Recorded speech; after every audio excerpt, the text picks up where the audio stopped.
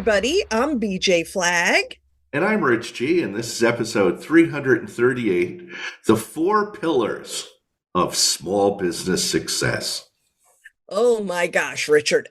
You know what? Every Tuesday, we dive into these strategies and mindsets that help small business owners and entrepreneurs thrive. Today is no different. And we are broadening our vision to tackle the most powerful topic that most small business owners forget. Yeah, BJ, you're 100% on the money. These four pillars that we're going to be talking about are critical to your business success. Unfortunately, you probably excel in like three of the pillars, but the fourth one you let lay fallow. I know. So absolutely. You might think that you're covering all the bases, all the pillars, but we find that many clients have one, two, or three completely locked in, while this other one is just like hanging out there. So we want you to quiz yourself while we cover each pillar. Be honest and choose the orphan pillar that needs more attention. Yeah, and to help you, we've included a few action items to get you started and back on track to grow your business in 2024. So let's start off with pillar number one, which is vision and strategy. Vision is the compass that guides your business. It's about where you are now and where you're heading. And I run into this all the time with clients where they're just running their business day to day, and they're not putting any kind of vision or strategy into, they're making very quick decisions on things. Strategy is your map, and it outlines how you get there. Together, they form the foundation of your business's potential for success. And if you think about it, a lot of people have this pillar locked in for sure, because they're just so into their passion, they're into what's happening, but it can get dusty. This is an area that can get dusty. So be on the alert that this is one that you love at the beginning, but you might not update. Yeah, so we have a few action items to help you. So a vision and strategy is your weak pillar. Craft a clear vision statement. And we're not saying to write 50 pages, one piece of paper. Dedicate time to define what success looks like for your business. What do you want to get accomplished in 2024? What targets are you going after? And the most important thing, to make your vision statement, make it vivid and inspiring. Don't make it boring, like, I'd like to make $1 million. Make it vivid and inspiring, so not only you, but possibly your team becomes engaged with your vision statement. Yeah. The second action item we want you to do is to develop a strategic plan based upon that vision. Break down your vision into actionable steps. What are the things we need to do to reach that vision? Identify your unique selling proposition. BJ, your USP. There we go. Drills that into me all the time. Unique selling proposition and how to leverage that in your strategic plan. Yeah. And I'm telling you, you'll look back at that and you'll either thank yourself or you'll dust it off and get it even more precise. Pillar number two is financial management. A robust financial management is crucial. It's a lot more than just keeping the books in order. It's about understanding your cash flow, your profitability, your run rate, and how to make, informed financial decisions. It's about getting yourself knowledgeable and confident about your financial picture. Yeah, I was just on the phone with a client this week, and we were saying, spring and summer are the hot time of the year, no pun intended, but that they should start looking at bulking up on certain inventory and getting better prices on it. And he's like, oh, I never thought of that, because a lot of his inventory is like catch can rather than planning it out. So managing your finances and inventory that way is a great way to do it.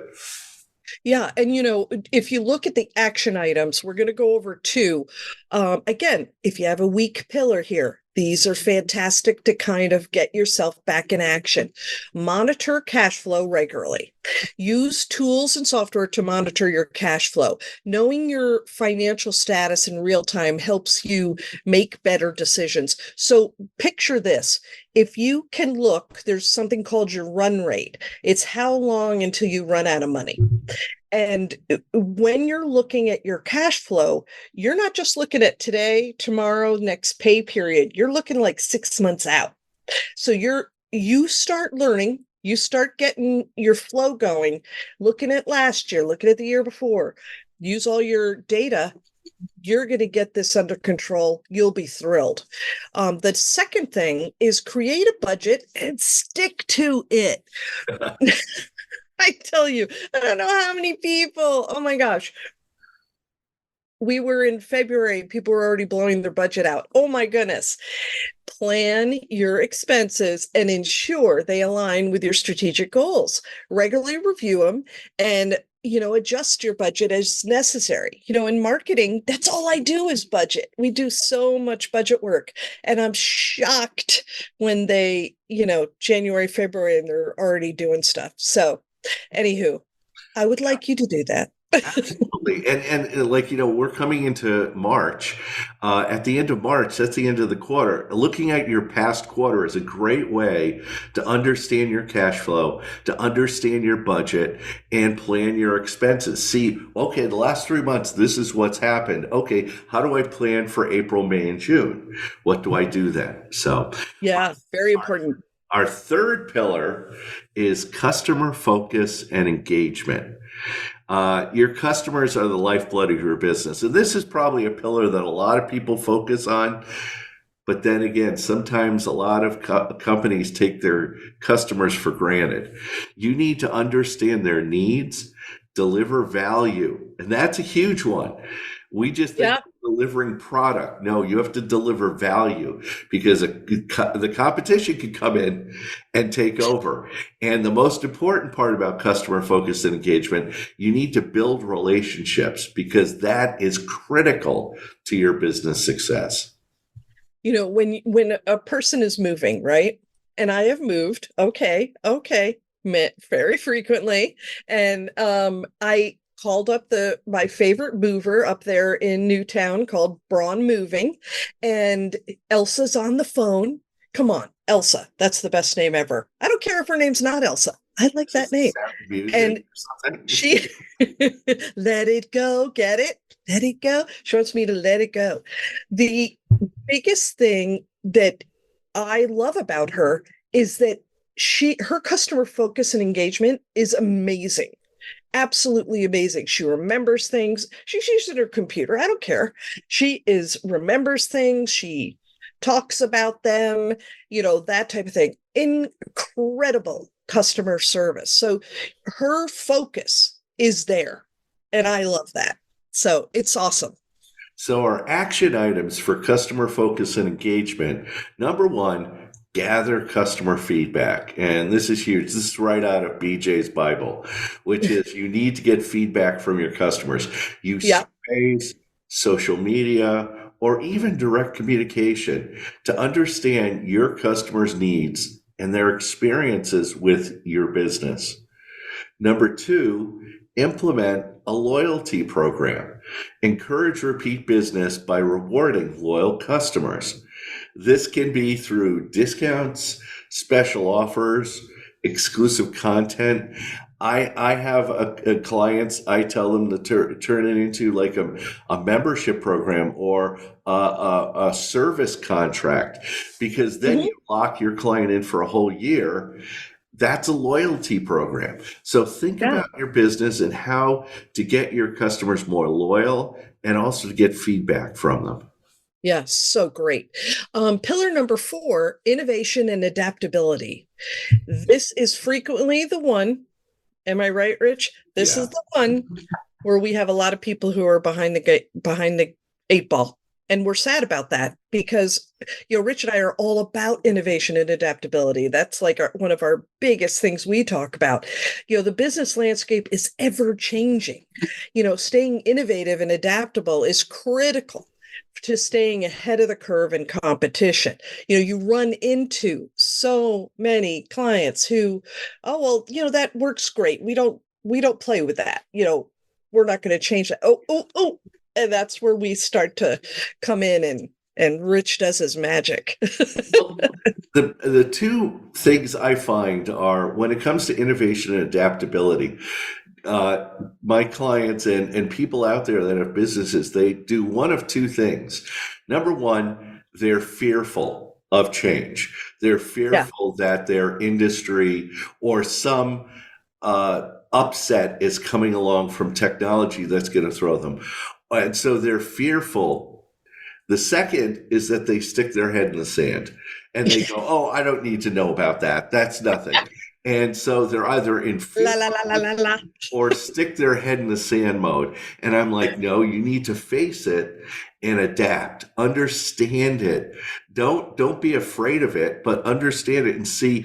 And BJ and I were talking all about this. How can I leverage it for my low hanging fruit? Because 9 times out of 10, technology comes along and it doesn't take the top of the market. It takes the bottom. It commoditizes the market. Right, right. I How think can you you leverage it? were talking about it being more like the 80-20 rule, Yeah, where the people who would are lower cost, lower friction on the lower end would make use of a lot of things, but they also don't have the complexity and the depth that a lot of people on the upper end. So, we see that, when you're thinking technology or you're thinking innovation, they're not talking about those incredibly smart people who are clients of ours.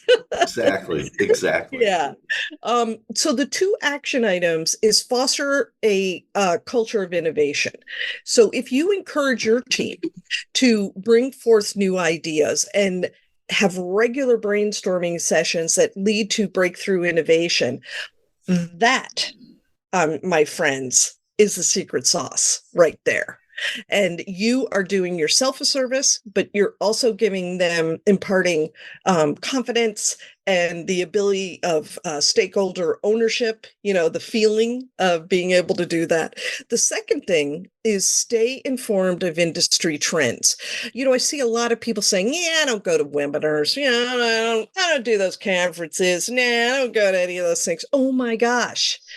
You need to stay informed, Yeah, keep up with your industry's latest trends, the technologies. You got to go to webinars, right, Rich? yeah. It's kind of funny. I'm laughing here because I had a client that sounded exactly like that. I was telling him, you really need to go to a conference in your industry. I don't know if I have time. It was so funny. I finally convinced him to go. Yeah. And And he went and he came yeah. back and he was like, "Oh my God, this is great." Oh, it was like he found a new religion. And it Oh, was I like, know. and I was It's itching to crazy. go, "I told you so." But I didn't. I held back. But it was like, people don't do this stuff. Right. And it's so silly. Like, we live very close to New York City, and there's the stationery show. And part of our business, we own a print source company. I feel like I'm visiting friends. You go there and it is like packed with people who love paper, who love doing different things, innovation like crazy, technology like crazy. I come out of it so pumped up about business, marketing, everything I'm doing in my business. Why would I not go? Yeah. Why would I not go? It is so hilarious. I just absolutely love it. And really like right now there's a big show out that's called K-Biz, Kitchen and Bath. I have about 4 clients that need to go to K-Biz, and I had 2 of them decide not to go this year. So Yeah. what are the other 2 doing?